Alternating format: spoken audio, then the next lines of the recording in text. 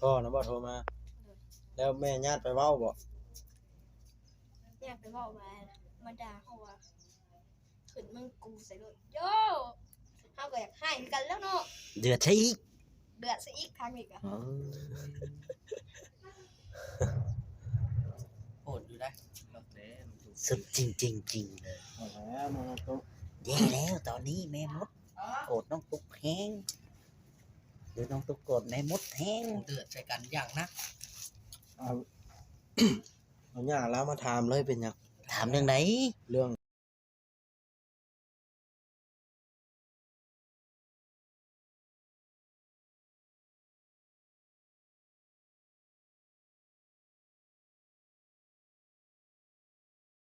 ซักสร้างนี่นะเห็นดีนะได้อย่าพึ่งนะถ่ายมันจบกันได้เงิน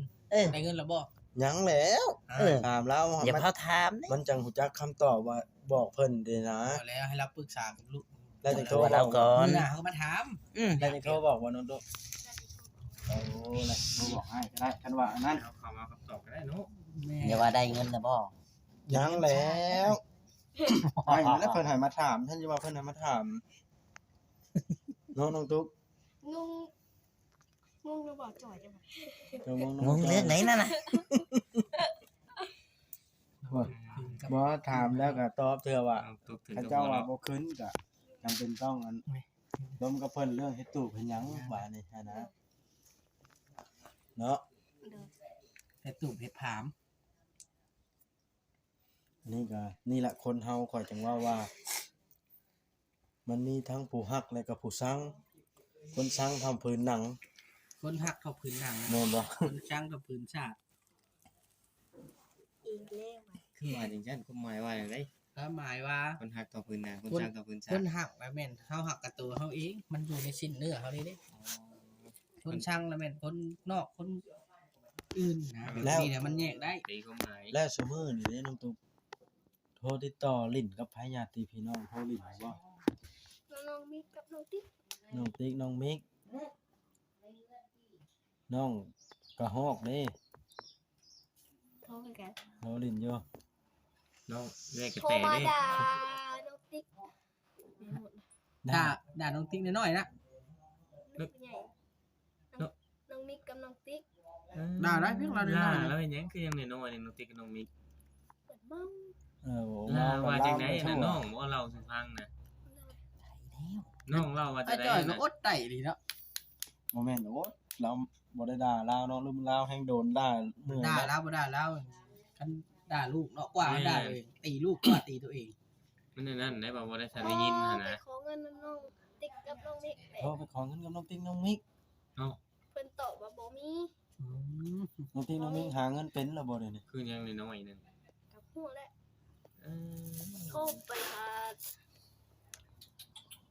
ไปว่าเดือดจริงๆคือนั่นแท้แม่มดน่ะโทรไปขอโอ้มาสั่งว่าแท้ให้สิโทรขอคนเงินเด็กน้อยแล้วเมาบ่เมาน้องติ๊กเปิดน้องตุ๊กเปิดเผยแล้วเจ้าบ่ญาติเราให้บ่จะโทรจะเปิดเผยความลับเราด่าอีเนาะบ่ญาติแล้วเนาะด่าขึ้นเราด่ามากะเฮาก็ด่าน้องตุ๊กสิด่าขึ้นแล้วเนาะโอ้ดีเฮาบ่ได้ญาติบ่ได้ญาติครับไม่ว่าในอนาคตเจ้าบ่ได้คิดสิไปอยู่นำลาวอยู่แล้วบ่ได้นะฮะเอาสมมุติลาวจังมาอยู่เพื่อนเจ้าได้เจ้ามีความคิดอะไรบ่ให้มาใกล้แต่แท้ข่อยเคยได้ยินตอนนั้นเจ้าว่าให้แม่หมดเมือน่ะเนาะแม่นบ่นกทุกบ่คันอยากมาอีกบ่ให้มาแต่แท้บัดนี้ขอนะมาได้เพิ่นก็ไปนำกันแล้วผัวเมียตื่นแล้วนี่ก็ได้ฟังแล้วบ่ยังน้อยอยู่ถอนน้องตุ๊กนี่น้องตุ๊กเอาลูกนอนอีกแล้วน้องตุ๊กลูกให้อุ้มแล้วก็ให้นอนเรานี่เอานี่ขวบไว้เนาะก็แมงวันเด้แล้วบ่ฮ้อนบ่เราไปจากฮ้อนดอกนอนอีกแล้วบ่เดี๋ยวนี้นอนอีกแล้วบ่วัดไปใช้กินนี่นะลูกย่างนี่แล้วโอ้ บ่เห็นเราเอานอนบ่บอส เป็นได้บ่จอยนี่เป็นตาใจครัวบ่น้องตุ๊ก อย่างบ่เรื่องไหนนะ แล้วมาจะได้น้องตุ๊กน้องติ๊กน้องมิกถูก ถูกประจาน ดูหมดด่า มุดดาน้องตุ๊กว่ะ ด่ากับน้องติ๊ก โคตรดีน้องติ๊กน้อยๆนะเราก็เป็นชาวแล้วเลยบ่เห็นแล้วแต่โดน2 ปีแล้วบ่อยาก ตุ้ยกระตุ้ย น้องติ๊กน่ะเดี๋ยว สต็อปซะ ตุ้ยดอก ตุ้ย คนแห่งจ้อยใช่เลือแต่เจ้าจังตุ้ย น้พอแพทย์ บ่ค่อยเป็นหวัดเป็นไอบ่ เฮ็ดหยังนี่นะเบิดขึ้นไป แม่ หรือว่าใด นี่คือกัน เป็นไอ้ป่ะจังเป็นว่า ถือเลขถือหว บาย บอดนี่แหละเป็น บ่ว่า บาดมือ ฮะ เหนื่อยอิด ค่อยเป็นหวัดนะบ่ เอามาติดน้องตุ๊ก ยังบ่ได้ดี เหนื่อย โอ้บ่บอสเอามาติดน้องตุ๊กแม่นบ่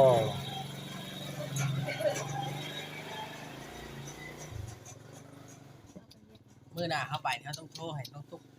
กคุยกับพ่อจ้อย คุยตอนนี้แล้วนะ คุยบ่ได้แล้ว เมมุนบอกเลยสิเขาคุยจังได เอาโทรศัพท์บ่จอยเนาะ นี่คุยได้ นี่บ่ ของแม่นเฮา เอา เอา เคยฆ่าคนน้อยนี่มันฮ้อน ฮ้อนบ่จัก เป่าพ่อแพทย์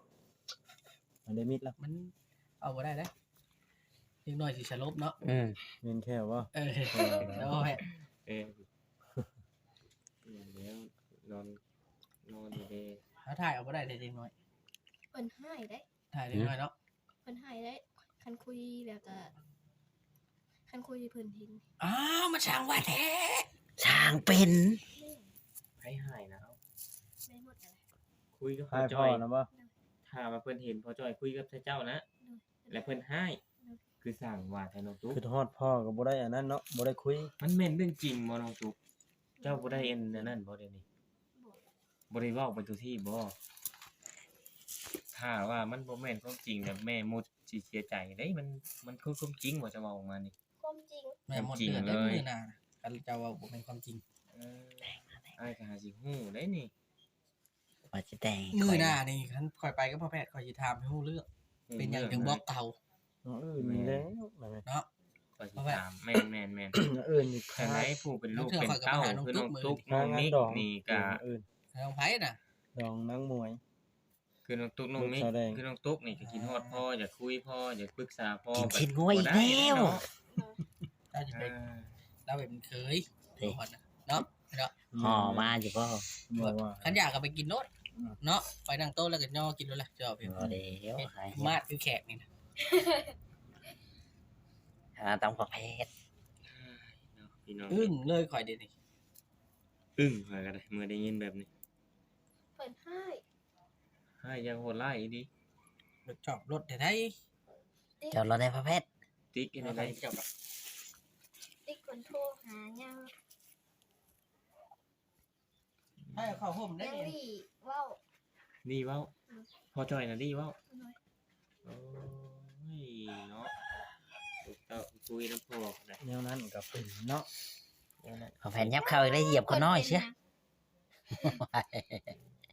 เดี๋ยวเพิ่นเป็นยัง 3เมตรก็ เดี๋ยว เบิด เดี๋ยวนี่เอา หืม เพิ่นเป็นยัง เป็นหยังอีก เว้าให้เว้าเอ้ยนี่ ผู้ใด ยังเมาแล้วก็ลอยไปเบัดทุกที่ มาช่างเป็นแท้ ช่างเว้า นี่จะได้เว้าบ่เนาะ นี่แต่แนวเว้า ยอด ยับเข้าเหยียบหลานน้อยเชีย ข่อยยับได้ใส่ นี่แต่ ที่ แน ดู ว จำเก้าข่อยลืมขากล้องมามันคัดแขนเดี๋ยวนี้ เริ่มอยู่รถบ่ ลืมอยู่เฮือ เว้าน น้ำเฮาว่า ไปเอารถกันครับ มาตอนนี้อิดนะเนาะ ว่าจะได้เนาะ คบกันใหม่ๆเลย อืม เพิ่นเมาเลยเพิ่นอยากกินข้าวเลย มาให้พวกเฮา อืม 2 โมงเลย2 โมงเลยพวกเฮาเลยมาเขา อืม มาเขาเลยเขาระเบิดกิน อืม ก็เลยมา อืม มาเลยคุ้มเฮาหนึ่งย่อมันยังบ่ได้หัว คงจะนึ่งข้าว ม โดยอดเอาบ่ได้บ่อะ คุณ อย าย ด มัน เอาบ่ แท้ ได้แล้ว คุณยายมันแท้อดบ่ได้เขาเจ้าซับ พอดีป่ะ เธอกินข้าวแล้วให้ลูก คนเมาด่ะ นี่คือ